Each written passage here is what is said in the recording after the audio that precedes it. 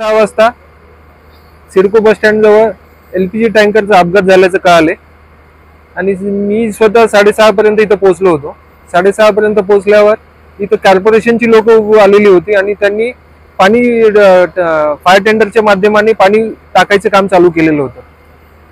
त्याच्या व्यतिरिक्त बजाज ऑटोला मी ताबडतोब फोन केला आणि त्यांचे जे फायरमन आहेत त्यांना कल्पना दिली की असं घटना घडलेली आहे, तर त्यांनी फायर टेंडर पाठवला।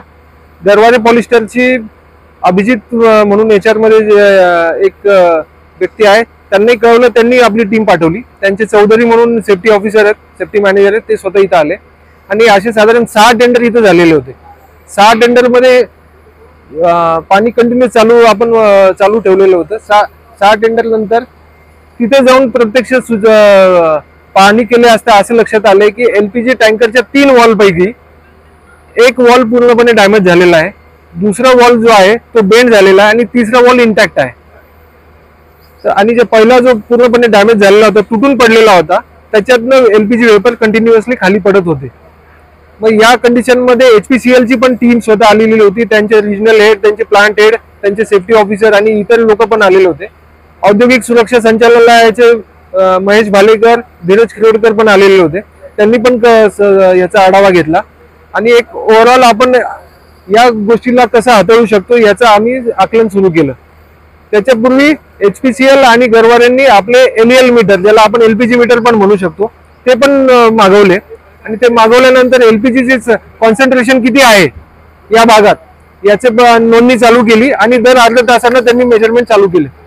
तर आपल्याकडे मॅक्सिमम एलईएल लेवलच्या फक्त 30% 40% पर्यंतच आपल्याला एलपीजी या पूर्ण परिसरात आढळून आला। त्याच्यामुळे धोक्याची क्षमता ती होती ती कमी झालेली होती, पण तरी आपण सुरक्षितेचा पर्याय म्हणून सगळ्यांना, आजूबाजूच्या परिसरातील लोकांना सगळ्यांना कळून दिलेलं होतं।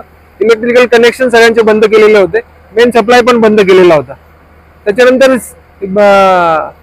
जे प्रशासनाचे अधिकारी आहेत, जे उच्चस्तरीय अधिकारी आहेत, ते पण आले, त्यांनी याचा आढावा घेतला। टेक्निकल डिस्कशन केल्यानंतर त्यांना आपण या गोष्टीला कसं हँडल करू शकतो याची कल्पना दिली। त्याच्यानंतर त्यांनी स्वतः मीटिंग घेतली। मीटिंग घेतल्यानंतर त्यांना लक्षात आलं की आपण ही घटना या माध्यमाने आपण पुढे जाऊ शकतो। मग त्यांनी आपल्याला सुरुवातीला एक कनेक्शन करून पुढे जाय अशी आपल्याला सूचना केली।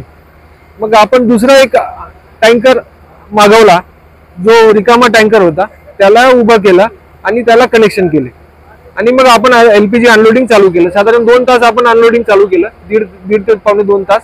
आणि त्याच्यानंतर जळगावून आलेल्या इमर्जन्सी रेस्क्यू व्हॅननी उरलेला एलपीजी काढायचा प्रयत्न केला।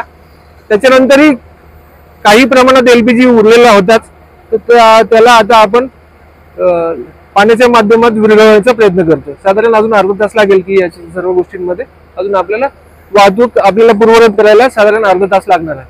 त्याच्यामध्ये सर्वात महत्वाचं म्हणजे ही जी कपलिंग होती ती बजाज ऑटोच्या माध्यमाने आपल्याला प्राप्त झाली आणि त्यांची टेक्निकल टीम पण आली आणि इतर कंपन्यांची जी मंडळी आहेत ते स्वतः पण आले आणि त्यांनी पण वेळोवेळी ज्या काही सूचना होत्या आणि आपण कसं मार्गदर्शन केलं आणि एचपीसीएल ची जी टीम होती त्यांनी पण याच्यात पूर्ण काम केलं।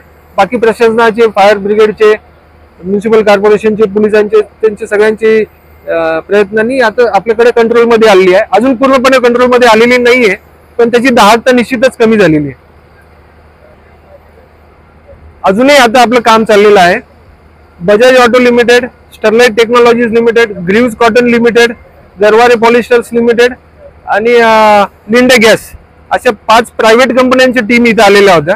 त्याच्या व्यतिरिक्त प्रशासनाच्या फायर ब्रिगेड, म्युनिसिपल कॉर्पोरेशनची fire brigade, MIDC fire brigade आणि इलेक्ट्रिकल ऑफिसर आणि म्युनिसिपल कॉर्पोरेशनची इतर सर्व अधिकारी, श्रीकांत साहेब असतील, कमिशनर लोहिया साहेब असतील, ते पण इथे आलेले होते। त्यांनी पण पूर्ण याचा आढावा घेतला आणि याच्या व्यतिरिक्त